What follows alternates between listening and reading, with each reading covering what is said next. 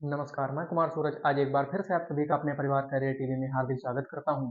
जैसा कि हम लोग यूपी पुलिस कांस्टेबल के लिए निरंतर जीएस का प्रैक्टिस सेट हल कर रहे हैं, उसी श्रृंखला में आज आगे बढ़ते हुए प्रैक्टिस सेट नंबर 8 हल करने वाले हैं। तो देखते हैं पहला क्वेश्चन क्या है जो कि आपके सामने स्क्रीन पर। तो पहला क्वेश्चन क्या है? पहला क्वेश्चन है, स्टॉकहोम वाटर पुरस्कार जीतने वाले किस भारतीय को भारत का वाटरमैन कहा जाता है? क्या है? स्टॉकहोम वाटर पुरस्कार जीतने वाले किस भारतीय को भारत का वाटरमैन कहा जाता है? किसको भारत का वाटरमैन कहा जाता है? किसे कहा जाता है? डॉक्टर वर्गीज कुरियन को, रजनीकांत उरोल को, वेदांतम अप्पा कुट्टी को, या फिर डॉक्टर राजेंद्र सिंह को? तो किसको कहा जाता है भारत का वाटरमैन? तो भारत का वाटरमैन कहा जाता है डॉक्टर राजेंद्र सिंह को। भारत का वाटरमैन किसको कहा जाता है? भारत का वाटरमैन डॉक्टर राजेंद्र सिंह को कहा जाता है। भारत को डॉक्टर राजेंद्र सिंह को स्टॉकहोम वाटर पुरस्कार कब मिला? स्टॉक स्टॉकहोम वाटर पुरस्कार इनको कब मिला था? तो स्टॉकहोम वाटर पुरस्कार कब मिला था? तो यह मिला था 2015 में। कब? 2015 में। स्टॉकहोम वाटर पुरस्कार इनको कब मिला? 2015 में। कौन सा पुरस्कार? Stockholm Stockholm water Stockholm water पुरस्कार।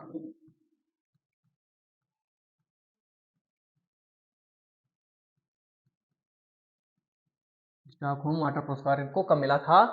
तो डॉक्टर राजेंद्र सिंह को 2015 में स्टॉकहोम वाटर पुरस्कार मिला था, और 2001 में इनको मैग्सेसे पुरस्कार भी मिला। कौन सा पुरस्कार? 2001 में कौन सा पुरस्कार मिला? मैग्सेसे पुरस्कार।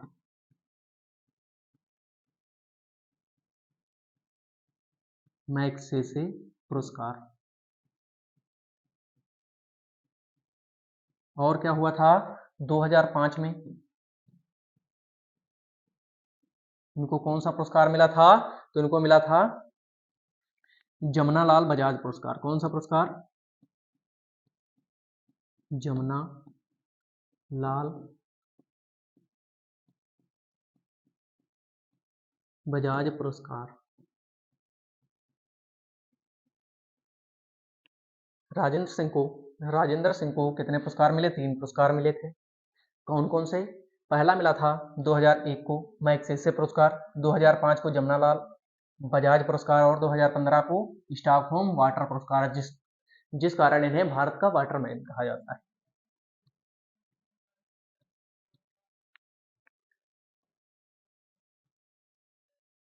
इसके किस पुरस्कार के कारण इनको भारत का वाटरमैन कहा जाता है? तो स्टॉकहोम पुरस्कार के कारण। इसके कारण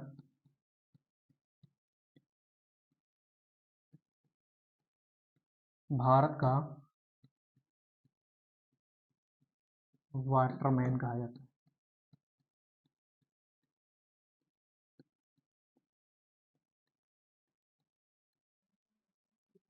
अगला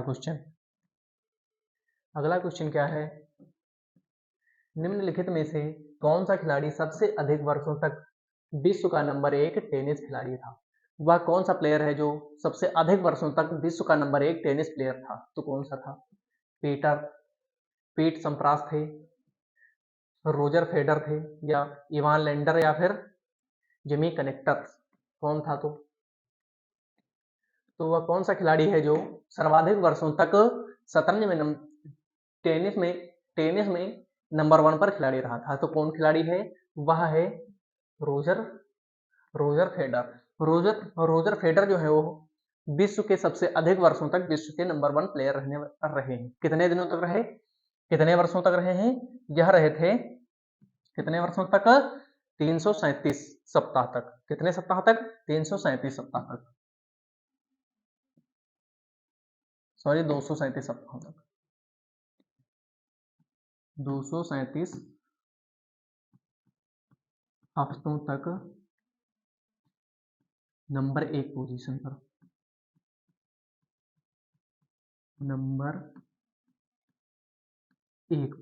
पर रहे थे।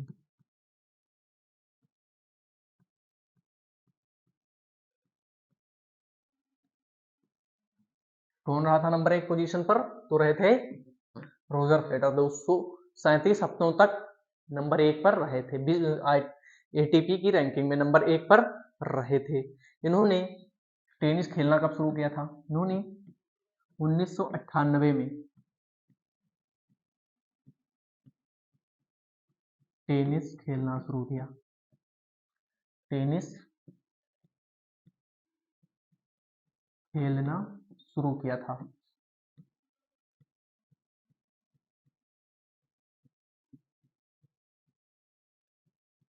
इन्होंने जो रोजर फेडरर है, इन्होंने टेनिस खेलना कब शुरू किया था?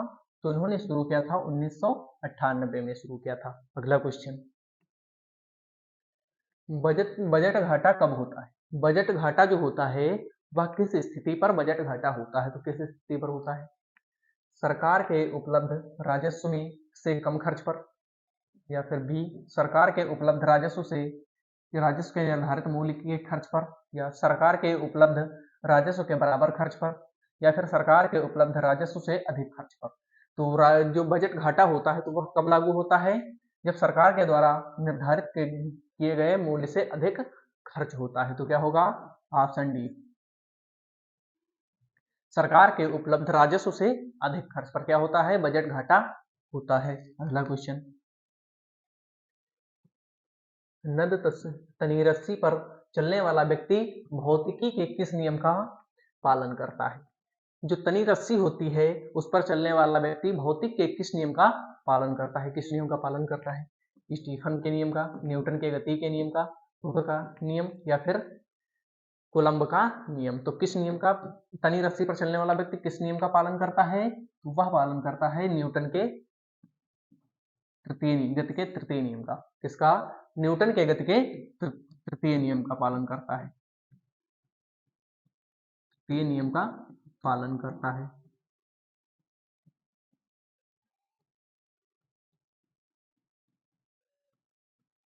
तृतीय नियम का पालन करता है। अगला क्वेश्चन, भारत के किस वर्तमान राज्य में आदि शंकराचार्य का जन्म हुआ था? भारत का कौन सा वह राज्य है जहां पर आदि शंकराचार्य का जन्म हुआ था? वह कौन सा स्थान है? तो क्या तमिलनाडु है, केरल है, कर्नाटक है, या फिर महाराष्ट्र है? तो आदि शंकराचार्य का जन्म कहां पर हुआ था? तो इनका जन्म हुआ था केरल में। कहां पर? आदि शंकराचार्य का जन्म कहां पर हुआ था? केरल में हुआ था। तो कब हुआ था? आदि शंकराचार्य का जन्म कब हुआ था? आदि शंकराचार्य का जन्म कब हुआ था? तो यह हुआ था 788 ईस्वी में।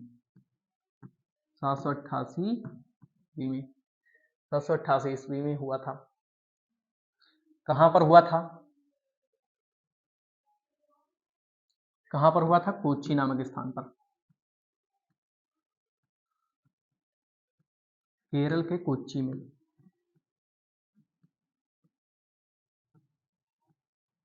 इनका जन्म कहां पर हुआ था? आदि शंकराचार्य का जन्म हुआ था 1788 ईस्वी में केरल के कोच्चि नामक स्थान पर हुआ था। अगला क्वेश्चन, अगला है नवलखा पैलेस भारत के किस राज्य में स्थित है? एक धरोहर स्थल है। नवलखा जो पैलेस है वह भारत के किस राज्य में स्थित है? कौन सा पैलेस? नवलखा पैलेस। तो कहाँ स्थित है? मध्य प्रदेश में स्थित है, बिहार में स्थित है, उत्तर प्रदेश में, या फिर पश्चिम बंगाल में स्थित है? कौन सा पैलेस है? नवलखा पैलेस है। तो यह कहाँ स्थित है? यह स्थित है बिहार में स्थित है। नवलखा पैलेस जो है कहाँ पर स्थित है? बिहार में स्थित है। नवलखा पैलेस का निर्माण किसने करवाया था? नवलखा पैलेस जो है इसका निर्माण किसने करवाया था? नवलखा पैलेस का निर्माण किसने करवाया था? तो इसका निर्माण करवाया था दरभंगा के महाराजा, दरभंगा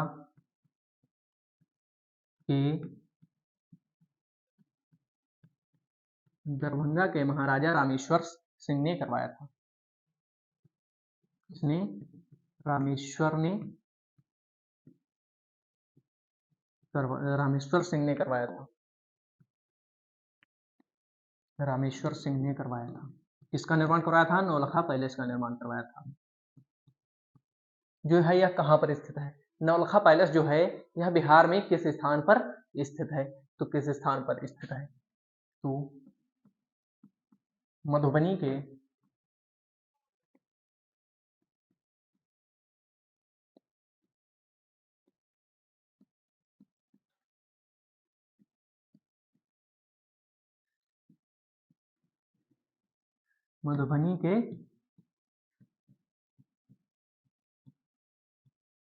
मधुबनी के निकट स्थित है। कौन सा पैलेस? नौलखा पैलेस स्थित है। अगला क्वेश्चन, पश्चिम बंगाल में गरिया का युद्ध कब लड़ा गया? पश्चिम बंगाल में जो गरिया का युद्ध लड़ा गया था वह कब लड़ा गया था? तो क्या 1754 में लड़ा गया था, क्या 1740 में था, 1711 या फिर 1723 में लड़ा गया? तो पश्चिम बंगाल में जो गरिया युद्ध लड़ा गया वह कब लड़ा गया था? यह लड़ा गया था 1740 में लड़ा गया था। कब? 1740 में गरिया का प्रथम युद्ध लड़ा गया था। गरिया में कितने युद्ध हुए? गरिया में 2 युद्ध हुए थे। कब कब हुए थे? एक 1740 में हुआ था और दूसरा युद्ध जो है वह कब हुआ था? तो 1763 में हुआ था। तो यहां पर क्या है? गरिया में 2 युद्ध,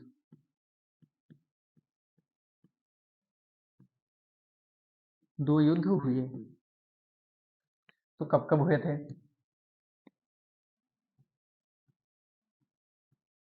गरिया में 2 युद्ध हुए थे। पहला कब हुआ? 1700 पहला हुआ था 1740 में। गरिया में जो पहला युद्ध हुआ गरिया का वो कब हुआ? पहला 1740 में हुआ। किसके बीच में हुआ? गरिया का जो युद्ध है यह किसके बीच में हुआ था? किसके बीच में हुआ था? अलीवर्दी खां के बीच में। अलीवर्दी खां और सरफराज खां के बीच में हुआ था। किसके बीच में? सरफराज के बीच में हुआ था। और दूसरा युद्ध कब हुआ था? 1763 में हुआ था। कब हुआ था? 1763 में हुआ था। ये उसमें गरिया का दूसरा युद्ध 1763 में हुआ। यह किसके बीच में हुआ? तो यह किसके बीच में हुआ था? तो यह युद्ध हुआ था मीर कासिम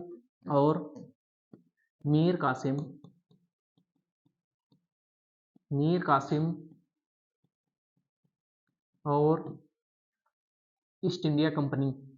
किसके द्वारा साल के साथ में? ईस्ट इंडिया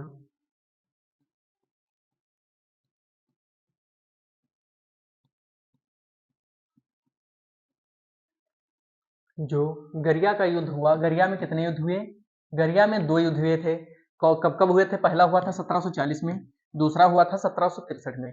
जो गरिया का पहला युद्ध है वह किसके बीच में हुआ था? वह हुआ था अलीवर्दी खां और उनके प्रतिद्वंदी सरफराज खां के बीच में।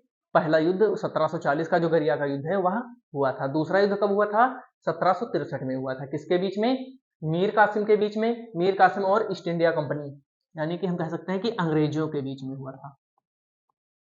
किसके बीच में? अंग्रेजों के बीच में हुआ था। कौन सा युद्ध है? गरिया का द्वितीय युद्ध। कब हुआ? 1763 में।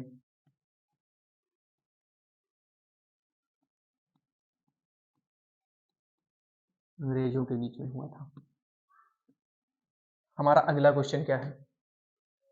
हमारा अगला क्वेश्चन है मुख्यतः रात के समय भूमि से समुद्र की ओर बहने वाली हवा को क्या कहते हैं?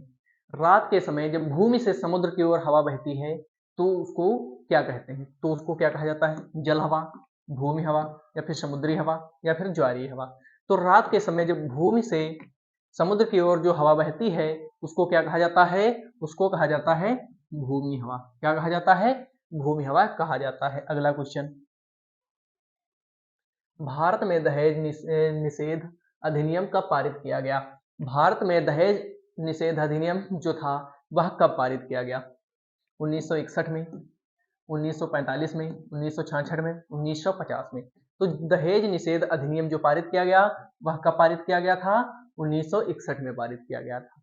दहेज अधिनियम 1961 में जो पारित किया गया तो इसके अंतर्गत क्या था? इसके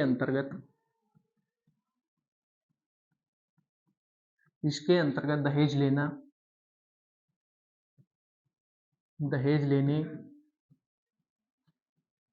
व देने वाले व्यक्तियों के लिए देने वालों के लिए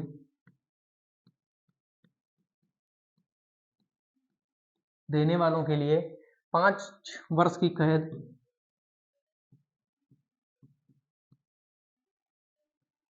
5 वर्ष की कैद और 15,000 रुपए का जुर्माना रखा गया था।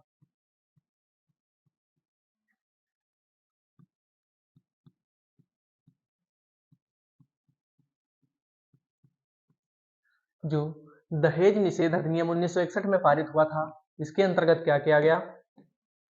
दहेज लेने व देने वालों के लिए 5 वर्ष की कैद और 15,000 रुपए का जुर्माना लगाया गया था। अगला क्वेश्चन, भारत का राष्ट्रीय प्रतीक कब अपनाया गया? भारत का जो राष्ट्रीय प्रतीक है वह कब अपनाया गया था? तो कब अपनाया गया था? 15 अगस्त 1947 को, 26 जनवरी 1947, 26 जनवरी 1950 या फिर 26 अगस्त 1950 को अपनाया गया था। तो जो भारत का राष्ट्रीय प्रतीक है इसको कब अपनाया गया था? इसको अपनाया गया था 26 जनवरी 1950 को। इसको कब अपनाया गया? 26 जनवरी 1950 को। इसके नीचे जो सत्यमेव जयते लिखा हुआ होता है, क्या? सत्यमेव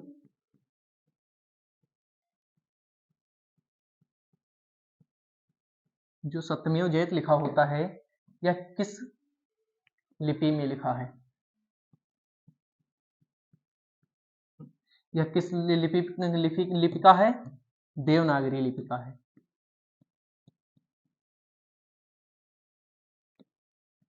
किस लिपि का है? देवनागरी लिपि का है।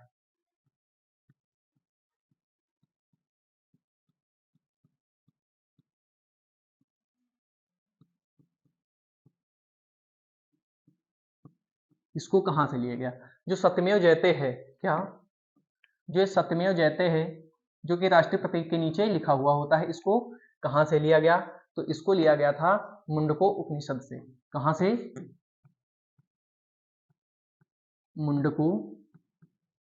मुंडकोपनिषद से लिया गया था। किसको लिया गया था? मुंडकोपनिषद से सत्यमेव जयते को लिया गया था। अगला क्वेश्चन, पुस्तक लाइफ डिवाइन के लेखक कौन है? एक पुस्तक है लाइफ डिवाइन, उसके लेखक कौन है? लाइफ डिवाइन पुस्तक के लेखक कौन है? ए श्री अरविंदो, बी राम मोहन राय, सी विवेकानंद, डी ईश्वर चंद्र विद्यासागर। तो जो पुस्तक है लाइफ डिवाइन, कौन सी पुस्तक? लाइफ डिवाइन, इसके लेखक कौन है? तो इसके लेखक हैं, ऑप्शन ए हो जाएगा बिल्कुल राइट, श्री अरविंदे। श्री अरविंदे क्या है? किस पुस्तक के लेखक हैं? Life divine. इसको कब लिखा था इन्होंने? तो इसको लिखा था 1919 में। कब? 1919 में इसको लिखा था। लाइफ डिवाइन पुस्तक को इन्होंने कब लिखा था? इसको लिखा था 1919 में। जो इनकी अन्य पुस्तकें हैं कौन कौन सी हैं? इनकी जो अन्य पुस्तकें हैं वह कौन कौन सी हैं? तो क्या है? सिंथेसिस ऑफ योगा, कौन सी पुस्तक है इनकी? एक और सिंथेसिस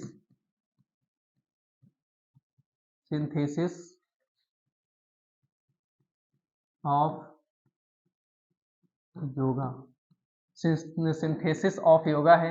अगली पुस्तक इनकी कौन सी है? तो अगली इनकी हो जाएगी एक्सेस ऑन द गीता। कौन सी? Essays on the Gita, essays on the Gita. जो इनकी सिंथेसिस ऑफ योगा पुस्तक है, जो श्री अरविंदो की सिंथेसिस ऑफ योगा पुस्तक है, इसको कब लिखा था? तो इसको कब लिखा था इन्होंने? तो इसको लिखा था 1948 में। कब? 1948 में लिखा था। और एक्सेस ऑन द गीता पुस्तक को कब लिखा था? तो 1922 में लिखा था। कब लिखा था? 1922 में। और डिवाइन लाइफ डिवाइन, जिनकी एक और पुस्तक है, कौन सी है? Life divine. इसको कब लिखा था? तो इसको लिखा था 1919 में। जो कि इनको हमें बहुत अच्छी तरीके से याद रखना है, यहां से एक क्वेश्चन बनना ही बनना है। अगला क्वेश्चन क्या है? सुभाष चंद्र बोस ने किस वर्ष स्वतंत्र भारत की अंतिम सरकार के गठन की घोषणा की थी? सुभाष चंद्र बोस ने किस वर्ष स्वतंत्र भारत के अंतिम सरकार की घोषणा की थी? तो कब घोषणा की थी? 1941 में, 1943 में, 1942 में या फिर 1945 में? तो सुभाष चंद्र बोस ने इसकी घोषणा कब की थी? तो इसकी घोषणा की थी 1943 में। कब? 1943 में। जो सुभाष चंद्र बोस ने स्वतंत्र भारत की अंतिम सरकार के गठन की घोषणा की थी, तो यह कब की थी? तो इसकी घोषणा जो की थी यह की थी 1943 में, और इसकी तिथि क्या थी? तो इसकी तिथि थी 12 अक्टूबर 1943। क्या था? 12 अक्टूबर 1943। बिल्कुल राइट आंसर हो जाएगा। अगला क्वेश्चन, अगला है, अमेरिका और यूरोपीय संघ ने गन्ना और दलहन के एमएसपी की शिकायत किस संगठन से की? अमेरिका यूरोपीय संघ ने गन्ना और दलहन के एमएसपी की शिकायत जो की थी वह किस संघ में की थी? किस संघ में? अंतरराष्ट्रीय मुद्रा कोष में, संयुक्त राष्ट्र में, विश्व व्यापार संगठन या फिर विश्व बैंक में? अमेरिका और यूरोपीय संघ ने गन्ना और दलहन के एमएसपी की शिकायत जो की थी वह कहां पर की थी? वह की थी विश्व व्यापार संगठन में। कहां पर? विश्व व्यापार संगठन में की थी, जो कि बिल्कुल राइट हो जाएगा। अगला क्वेश्चन, संसाधन वह हैं जिनकी मात्रा ज्ञात होती है। वह संसाधन कौन से हैं जिनकी मात्रा ज्ञात होती है? तो कौन से संसाधन है? वह है मूल संसाधन। मूल संसाधन वह संसाधन है जिनकी मात्रा ज्ञात होती है। क्या? मूल संसाधन वह संसाधन है जिनकी मात्रा ज्ञात की जा सकती है। अगला क्वेश्चन, सरकार का संघीय रूप किस देश के संविधान के आधार पर अपनाया गया है? सरकार का संघीय रूप जो है वह किस देश के संविधान के आधार पर अपनाया गया था? क्या है? सरकार का संघीय रूप। सरकार का संघीय रूप किस देश के संविधान के आधार पर अपनाया गया? किस देश के आधार पर अपनाया गया था? यह अपनाया गया था संयुक्त राज्य अमेरिका के।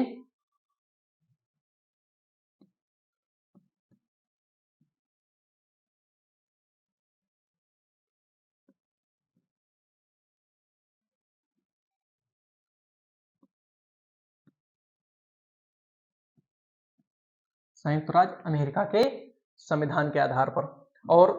और जो लिए गए हमारे कुछ और पॉइंट, जो तथ्य, मुख्य तथ्य हैं जो अमेरिका से लिए गए वह कौन कौन से हैं? अमेरिका से और लिए गए क्या क्या हैं? पहला तो संघीय रूप हो जाएगा। क्या है?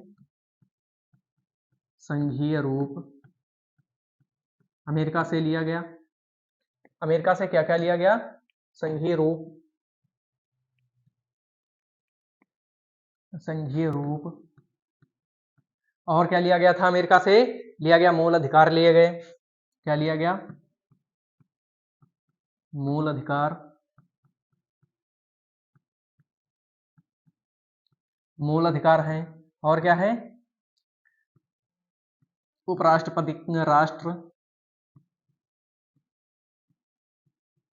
उपराष्ट्रपति का पद। उपराष्ट्रपति का पद। और क्या है? राष्ट्रपति का महाभियोग। राष्ट्रपति का महाभियोग। राष्ट्रपति का महाभियोग। और क्या लिया गया था? उच्च न्यायालय एवं सर्वोच्च न्यायालय के न्यायाधीशों को उनके पद से हटाने की प्रक्रिया। क्या?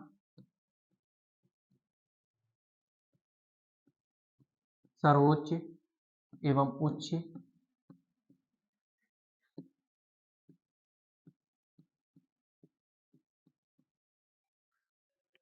न्यायालय के न्यायाधीशों को हटाना।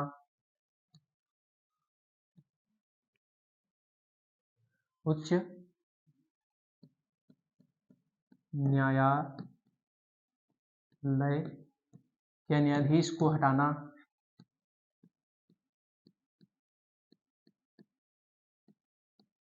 न्यायाधीश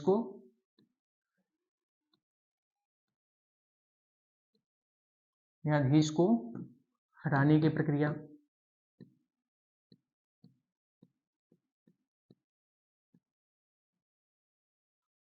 न्यायाधीश को हटाने की प्रक्रिया ली गई। और क्या लिया गया था?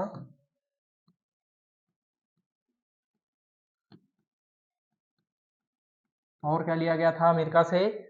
और क्या लिया गया था? और लिया गया था न्यायिक सर्वोच्च, क्या न्यायपालिका की स्वतंत्रता। और क्या लिया गया?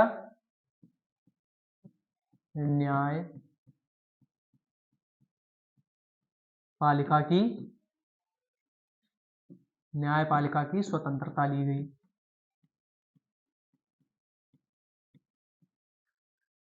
अमेरिका के द्वारा अमेरिका के संविधान से भारतीय संविधान में किन किन तथ्यों को लिया गया था? तो लिया गया था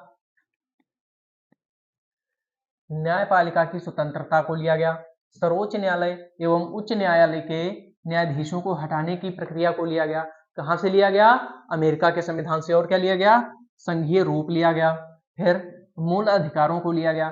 मूल अधिकारों को कहां से लिया गया? क्वेश्चन बनेगा कि मूल अधिकारों को किस देश के संविधान से अंगीकृत किया गया है? तो इनको कहां से अंगीकृत किया गया है? तो इनको अमेरिका के संविधान से अंगीकृत किया गया है। फिर क्या है? उपराष्ट्रपति के पद को कहां से लिया गया?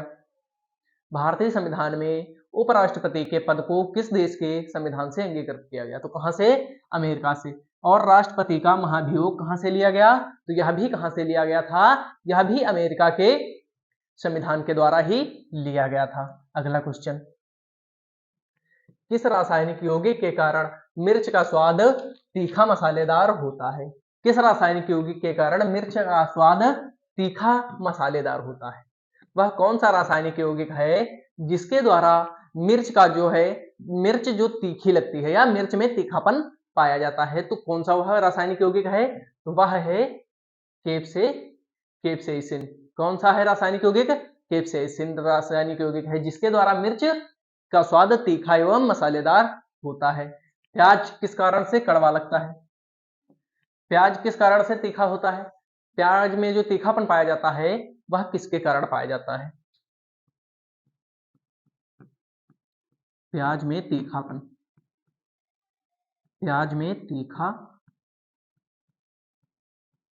तीखापन किस कारण से पाया जाता है?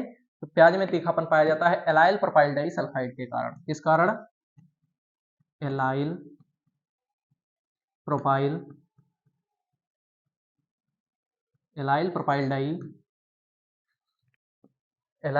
डाइसल्फाइड के कारण। एलाइल प्रोपाइल डाइसल्फाइड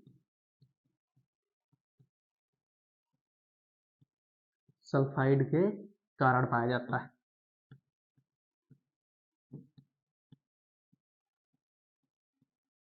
अगला क्वेश्चन, अगला क्या है? 1887 में विश्व जूनियर शतरंज चैंपियनशिप जीतने वाले पहले भारतीय और पहले एशियाई कौन थे? पहला भारतीय व पहला एशियाई व्यक्ति कौन था जिन्होंने 1987 में जूनियर शतरंज चैंपियनशिप जीती थी? वह कौन थे? निहाल सरीन थे, विश्वनाथ आनंद थे, MS तेज कुमार थे या RN चोपड़ा थे? तो 1987 में पहले भारतीय कौन बने जिन्होंने जूनियर विश्व चैंपियनशिप जीती? वह कौन थे? वह थे विश्वनाथ आनंद। कौन थे? विश्वनाथ आनंद। विश्वनाथ आनंद जो थे इन्होंने 1987 में पहली बार जूनियर विश्व चैंपियनशिप जीती थी। इनको कौन कौन से पुरस्कार मिले? इनको जो पुरस्कार मिले, किसको? विश्वनाथ आनंद को कौन कौन से पुरस्कार मिले? तो इनको पुरस्कार मिला था 1992 में। कौन सा पुरस्कार? 1992 में राजीव गांधी खेल रत्न पुरस्कार। राजीव गांधी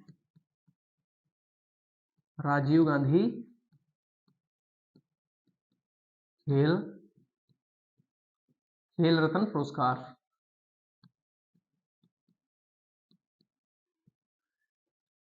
विश्वनाथ आनंद को कौन सा पुरस्कार दिया गया था? इनको दिया गया था राजीव गांधी खेल रत्न पुरस्कार। वो भी सबसे पहले दिया गया था। क्या? यहां से एक और क्वेश्चन बनेगा कि सबसे पहले राजीव गांधी खेल रत्न पुरस्कार जो है किसको दिया गया? यह किसको दिया गया था? यह दिया गया था विश्वनाथन आनंद को दिया गया था। किसको? राजीव गांधी खेल रत्न पुरस्कार सबसे पहले किसको दिया गया था? तो यह दिया गया था विश्वनाथन आनंद को। अगला क्वेश्चन क्या है? अंततोगत्वा देश की विकास दर को तय करता है। अंततोगत्वा देश की जो विकास दर है इसको कौन तय करता है? तो इसको कौन तय करता है? जनसंख्या की साक्षरता तय करती है, जनसंख्या की गुणवत्ता, या फिर जनसंख्या की मात्रा, या फिर ऑप्शन हो जाएगा कि जनसंख्या की जीवन प्रत्याशा। तो इसमें से अंतोगत्वा देश की विकास दर को कौन तय करता है? तो इसमें से जो है जनसंख्या की गुणवत्ता क्या है? ऑप्शन जो बी है जनसंख्या की गुणवत्ता, यह क्या करता है? जनसंख्या की गुणवत्ता ही अंतोगत्वा देश के विकास की दर को तय करती है। कौन? जनसंख्या की गुणवत्ता, बिल्कुल राइट आंसर हो जाएगा। अगला क्वेश्चन, घनी वनस्पति, भारी वर्षा और त्वरित पुनरुद्भवन वाले क्षेत्रों में किस प्रकार की खेती की जाती है? जहां पर घनी वनस्पति पाई जाती है, बहुत सारे वन पाए जाते हैं और भारी वर्षा भी होती है और वहां पे त्वरित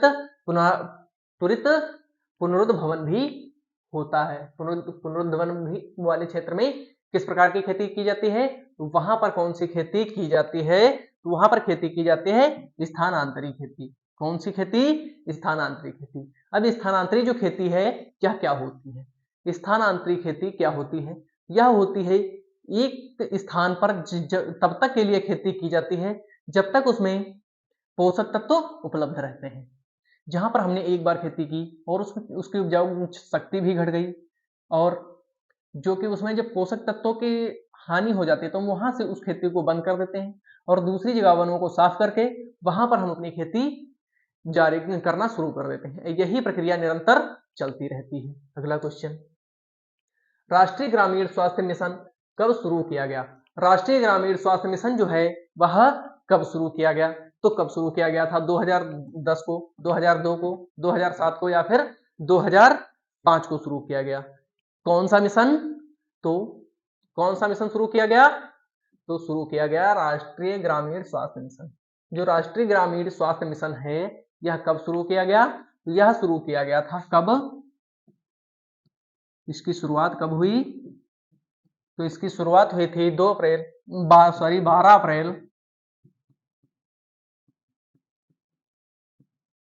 12 अप्रैल 2005 को। इसकी जो शुरुआत हुई थी कब हुई थी? 12 अप्रैल 2005 को हुई थी। तो ऑप्शन डी 2005 बिल्कुल राइट होने वाला है।